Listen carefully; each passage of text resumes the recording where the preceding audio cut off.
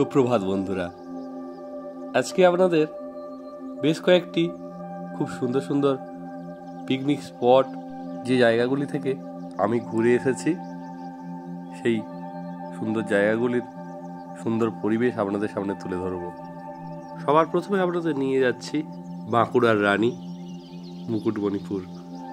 অসাধারণ একটি জায়গা যেখানে শুধুমাত্র পিকনিক নয়, প্রতি বছর কিন্তু বহু পর্যটক এখানে ভ্রমণ করতে আসেন।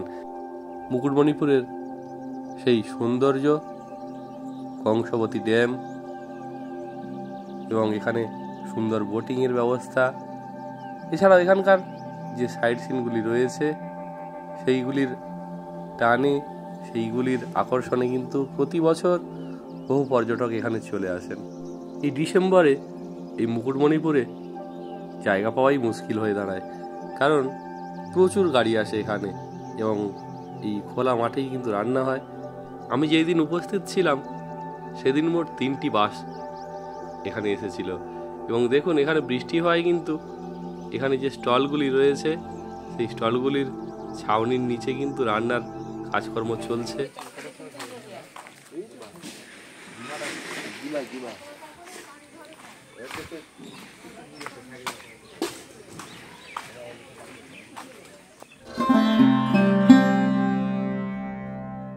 মুকুটমণিপুরে যদি আপনারা পিকনিক করতে চান, কংসবতী ড্যামের ঠিক একটু পরেই রয়েছে সুলভ শৌচালয়।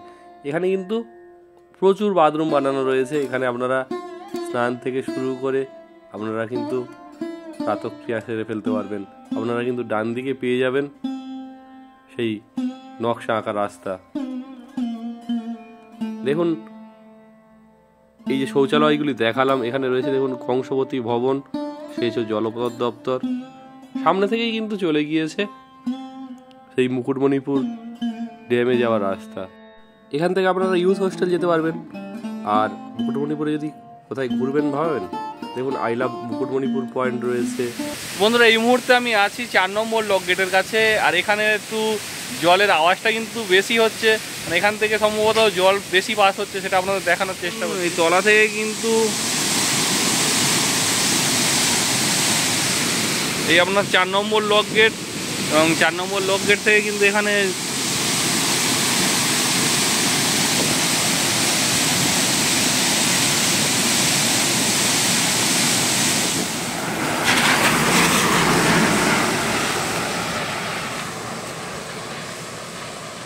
এখানে মোট 11টি লক গেট রয়েছে। লক গেটগুলি থেকে যখন জল ছাড়া হয় সেই জল ছাড়ার দৃশ্য কিন্তু খুবই সুন্দর দেখতে। আমাদের পুরো গ্রুপ কিন্তু বোটিং এর জন্য রেডি হয়ে গিয়েছে। বোটিং হলো এখানকার একটি প্রধান আকর্ষণ।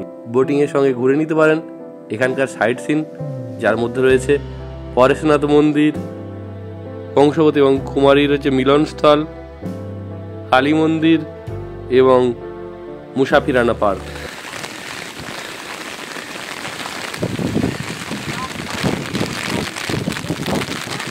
মুকুটমণিপুরে আপনারা হয়তো অনেক ভালো ভালো হোটেল পাবেন এবং ভালো ফেসিলিটি পাবেন, কিন্তু প্রাকৃতিক সৌন্দর্য যদি কথা বলেন তাহলে কোথাও যেন ইউথ হোস্টেল যেন অনেকটা সেই সকল দিকের থেকে এগিয়ে। কারণ এই ইউথ হোস্টেলের যে পজিশান রয়েছে, যে জায়গাতে ইউথ হোস্টেলটি গড়ে উঠেছে, তার চারিদিকের পরিবেশটা সত্যি এক কথায় অনবদ্য।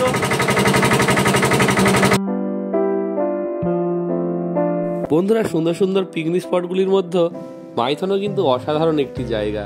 মাইথন গেলে আপনারা অবশ্যই বোটিং করুন, আপনাদের কিন্তু খুব সুন্দর লাগবে। কারণ এখানে বোটে করে কিন্তু যাওয়ার ব্যবস্থা রয়েছে সবুজ দ্বীপ এবং আনন্দ দ্বীপ। হাতে যদি সময় থাকে আপনারা কিন্তু ঘুরে আসতে পারেন মাইথনের সাইট সিনের জন্য আপনারা পিকনিক স্পটের কাছ থেকেই অটো পেয়ে যাবেন। এবং আপনারা যদি একটা গ্রুপে যান সেক্ষেত্রে মাথাপিছু খরচ পড়বে 100 টাকার মতো। আপনাদের এখানকার সুন্দর কালী মন্দির, শিব মন্দির, কয়লা খনি এবং আরও বেশ কিছু জায়গা আপনাদের কিন্তু ঘুরে দেখাবে। এই পরিবেশে আপনাদের মনে কিন্তু একটা গান ভেসে আসবেই। ফুল নাই কিনার নাই, নাই কোদরিয়ার পারি, সাবধানে সালাইও মাঝি আমার ভাঙা তরি রে। দরিয়ায় বুঝি কুল নাই রে। আমায় ভাসাইলি রে, আমায় ডুবাইলি রে, অকুল দরিয়ায় বুঝি কুল নাই রে।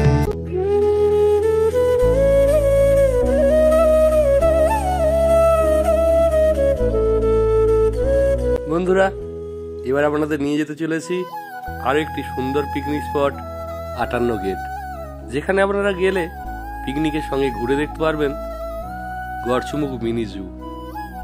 এখানকার পরিবেশটাও কিন্তু দারুণ। 58 গেট ফেরিঘাটের কাছেই দামোদর নদের তীরে কিন্তু প্রচুর জায়গা রয়েছে। এই দামোদরের তীরেই কিন্তু প্রতি বছর বহু পর্যটক আসেন পিকনিক করতে। এখানে আসলে আপনারা দেখতে পাবেন 58 গেট। 58টি সুইলিসের গেট রয়েছে এখানে। 58 গেটে অবস্থিত গড়চুমুক ডিয়ার পার্কেও কিন্তু পিকনিকের ব্যবস্থা রয়েছে, সঙ্গে পাবেন প্যাডেল বোটের সুবিধা। বন্ধুরা, পিকনিক স্পটগুলির মধ্যে যে জায়গাটির নাম না বললে ভিডিওটি অসম্পূর্ণ হয়ে যাবে, সেটি হলো আমাদের প্রাণের শহর ডায়মন্ড হারবার। এখানে কিন্তু যে কেল্লার মাঠ পিকনিক স্পট রয়েছে, সেইখানের পিকনিক স্পটটি সত্যি সকল সুবিধাযুক্ত এবং সবথেকে কম খরচে কিন্তু সেখানে আপনারা পিকনিক করতে পারবেন। এমনকি আপনারা 5,000 টাকা দিলে এই যে বাংলোটি দেখতে পাচ্ছেন, সম্পূর্ণ বাংলোটি, যেখানে 2টি রুম, একটি ডাইনিং এবং একটা খেলার মাঠ রয়েছে, সমগ্র এরিয়াটা কিন্তু আপনারা বুক করে নিতে পারবেন।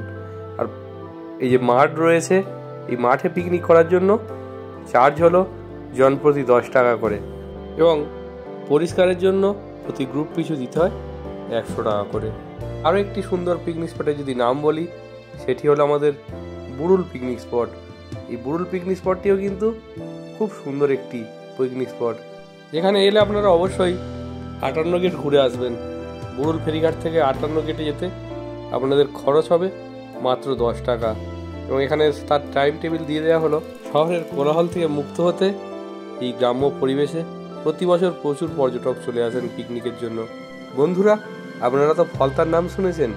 ফলতার খুব কাছেই রয়েছে আরও একটি সুন্দর picnic spot, Ramnagar picnic spot. এই যে ছোট্ট ছোট্ট জায়গাগুলি এখন ভাঙতে এই জায়গাগুলি এমনই অবস্থা হয়ে গিয়েছে, নাহলে কিন্তু এই জায়গাগুলিতে খুব সুন্দর কিন্তু পিকনিক হতো আগে।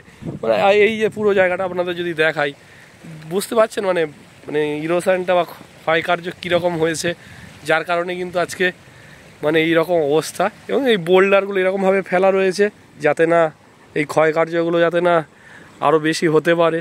তবে খুব সুন্দরভাবে কিন্তু নদী বাঁধ দেয়া নেই। ন্যাচারাল পিকনিক স্পটগুলি এতটাই ক্ষতিগ্রস্ত হয়েছে, তাই কিন্তু পিকনিকের জন্য নদীর পাড়ের এপারে বেশ কিছু কিন্তু প্রাইভেট প্রপার্টি গড়ে উঠেছে এবং এখানে আপনারা কিন্তু খুব অল্প খরচে কিন্তু এখানে পিকনিক করতে পারবেন। শান্তিনিবাসে কিন্তু আপনারা 4টি স্পট পাবেন।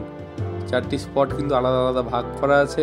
স্পটগুলির সঙ্গে আপনারা পাবেন চেয়ার, টেবিল, রান্নার সরঞ্জাম। তবে আপনারা গ্যাস সিলিন্ডার নিলে কিন্তু তার জন্য আলাদা পে করতে হবে। রামনগরে আরও একটি সুন্দর পিকনিক স্পট রয়েছে, যেখানে আপনারা প্যাকেজ সিস্টেমে অথবা নিজেরা অ্যারেঞ্জ করে পিকনিক করতে পারবেন, যার জন্য আপনাদের শুধুমাত্র স্পটের ভাড়া দিতে হবে। বন্ধুরা, ফলতার খুব সুন্দর একটি হোটেল হলো হোটেল রাজহংস। হোটেল রাজহংসের সামনেই রয়েছে সুন্দর পিকনিক প্লেস, যেখানে কিন্তু স্পট ভাগ করা রয়েছে। আপনাদের গ্রুপের সদস্য সংখ্যা অনুযায়ী কিন্তু আপনাদের জায়গা দেওয়া হয়ে থাকে।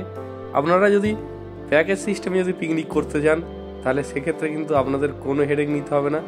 আর আপনারা যদি চান এখানে শুধুমাত্র স্পট ভাড়া নিয়ে পিকনিক করবেন, সেক্ষেত্রে কিন্তু আপনাদের মাথাপিছু চার্জ দিতে হবে 100 টাকা করে। তবে সেই চার্জ হবে শুধুমাত্র প্রাপ্তবয়স্কদের জন্য। হোটেলটি একদম নদীর ধারে অবস্থিত হয়। প্রতি বছর বিশেষ করে এই পিকনিকের সময় কিন্তু প্রচুর পর্যটক আসেন। আর পিকনিকের সময় ছাড়াও কিন্তু প্রচুর পর্যটক উইকেন্ডে এখানে ঘুরতে আসেন। হোটেলটিতে সুন্দর সুইমিং পুলের ব্যবস্থা রয়েছে। আরও একটি সুন্দর পিকনিক স্পটের নাম হলো ফলতা পিকনিক স্পট। প্রচুর পর্যটক কিন্তু এই ফলতা পিকনিক স্পটে আসেন এবং ফলতা পিকনিক স্পটের নাম কিন্তু সকলের মুখে মুখে ছড়িয়ে গেছে।